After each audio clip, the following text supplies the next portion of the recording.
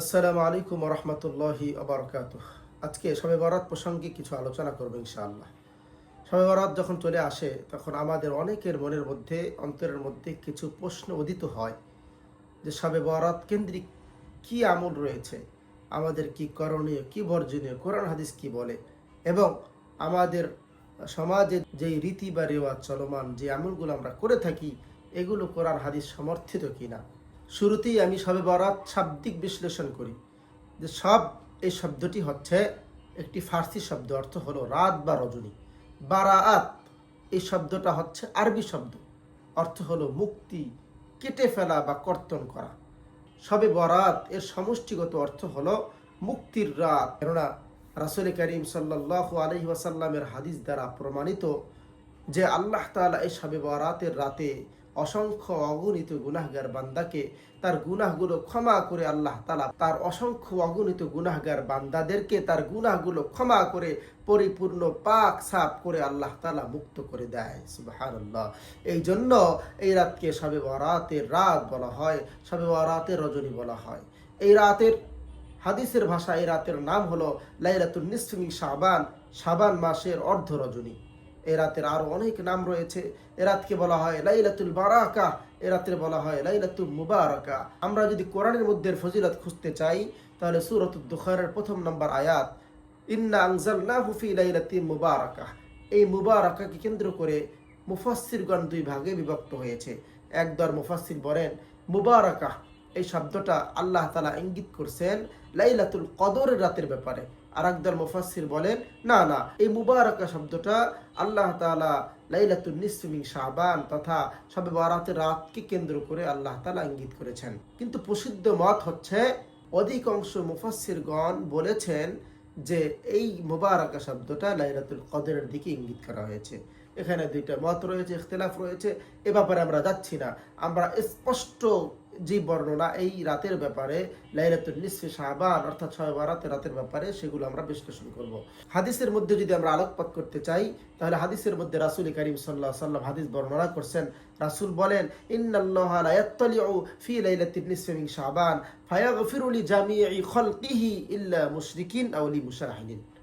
রাসূল বলেন যে যখন লাইলাতুন নিসফি মিন শাবান, শাবানের অর্ধ রজনী উদিত হয়, এসে যায়, তখন আল্লাহ তাআলা তার অসংখ্য বান্দাদেরকে ক্ষমা করে দেয়। তবে দুই শ্রেণীর মানুষ ব্যতীত। এক নাম্বার হচ্ছে ইল্লা মুশরিক, যে ব্যক্তি মুশরিক, যে ব্যক্তি আল্লাহর সাথে শিরক করে, আল্লাহর একত্ববাদের সাথে শিরক করে, শরীকানা সাব্যস্ত করে, এই মুশরিককে আল্লাহ তাআলা এই শবে বরাতের রাতেও গণহারে ক্ষমার মধ্যে দাখিল করে না। আর এক শ্রেণীর মানুষ হলো, সেটা হলো মুশাহিরিন, বিদ্বেষকারী, হিংসুককেও আল্লাহ তাআলা এই রাতে গণহারে ক্ষমার মধ্যে দাখিল করে না। এই দুই শ্রেণীর মানুষকে ছাড়া আল্লাহ তাআলা সকল মানুষকে গণহারে এই রাতে ক্ষমা করে দেয়। সুবহানাল্লাহ। সুতরাং এই হাদিসের আলোকে আমরা পরিপূর্ণ বুঝতে পারলাম যে অবশ্যই শবে বরাতের রাতের ফজিলত রয়েছে, এর ফজিলত নাই এটা কখনই আমরা অস্বীকার করতে পারবো না। তবে বড় দুঃখজনক ব্যাপার হলো আমাদের সমাজে একটা দল রয়েছে যারা কিনা নিজেদেরকে দাবি করে আহলে হাদিস। সে আহলে হাদিস যারা নিজেদেরকে বলে হাদিসের কর্ণধার, হাদিসের আহাল। এই হাদিসের সনদের দিক থেকে যদি আমরা বিশ্লেষণ করি, এই হাদিস 8 জন বিশিষ্ট সাহাবী বিভিন্ন শব্দকে চেঞ্জ করে এই হাদিসকে বর্ণনা করছেন। অর্থ একই, এর পরিপূর্ণ সনদ, পরিপূর্ণ সহিহ। এই হাদিসকে তারা অস্বীকার করে। আমি তো তাদেরকে আহলে হাদিস বলি না, আমি তাদেরকে বলি মুনকারে হাদিস। হাদিস অস্বীকারী কিভাবে তারা আহলে হাদিস দাবি করে? যাই হোক, এটা ভিন্ন আলোচনা, এটা যাচ্ছি না।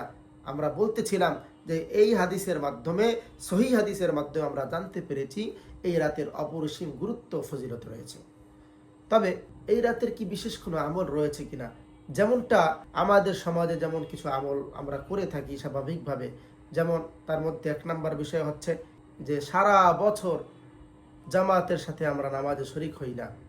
তবে শবে বরাতের দিন রাতে পুরা মসজিদে হিরিক লেগে যায়, মহড়া বসে যায়, পুরা মসজিদের আনাচে কানাচে জায়গা পুরা ফিলাপ হয়ে যায়, কোনো মসজিদে জায়গা থাকে না, সাত পর্যন্ত মুসল্লি আর মুসল্লি। কিন্তু এই মুসল্লিরাই পরের দিন ফজরের নামাজে জামাতে শরিক হয় না। এমন অনেক নজির আমাদের দেশে আমরা দেখতে পাই। আপনাকে যদি প্রশ্ন করা হয় যে ফরজ নামাজের থেকে যত বড় গুরুত্বপূর্ণই নফল হোক না কেন, সেটা কখনই ফরজের উপরে হতে পারে, কখনোই নয়। ফরজের গুরুত্ব অপরিসীম, অপরিহার্য। শবে বরাতকে কেন্দ্র করে মসজিদে গিয়ে নফল নামাজ পড়া, এটা কোনো কোরআন ও হাদিসের মধ্যে আমরা পাই না। সুতরাং এটা না করাটাই উত্তম।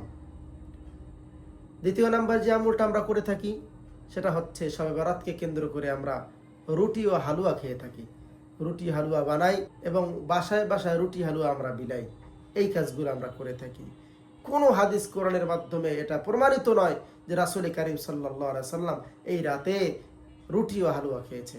সুতরাং এই কাজটাও যদি আমরা এই রাতকে কেন্দ্র করে করি তাহলে এটা বেদাত হিসাবে গণ্য হবে। সুতরাং প্রিয় ভাইয়েরা আমার, এই সমস্ত রীতিনীতি যেগুলো কোরআন ও হাদিসের বিপরীত, বিরুদ্ধে, এটা থেকে আল্লাহ তাআলা আমাদের সকলকে হেফাজত করুন।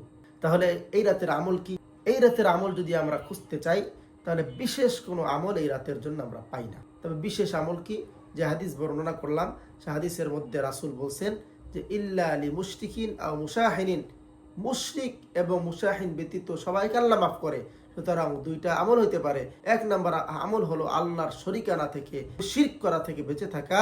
দুই নাম্বার আমল হলো হিংসা বিদ্বেষ থেকে পরিপূর্ণ পাক হয়ে থাকা। এটাই হলো এই রাতের বিশেষ আমল, বিশেষ শিক্ষা। এর বাইরে কোনো জায়গায় বিশেষ কোনো আমল আমরা খুঁজে পাই না।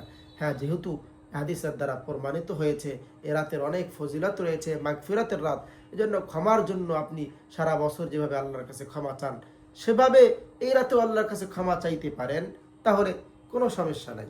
তবে শুধু এই রাতকে কেন্দ্র করেই যেই আমল করা হবে সেটাই বাতিল বলে গণ্য করা হবে। আল্লাহ তাআলা আমাদের সকলকে প্রচলিত ইসলাম বিরোধী রীতিনীতি কালচার থেকে আল্লাহ তাআলা আমাদের সকলকে হেফাজত করুক এবং আল্লাহ তাআলা আমাদের সকলকে সঠিকভাবে দ্বীনকে পালন করার তৌফিক আল্লাহ তাআলা আমাদেরকে দান করুন।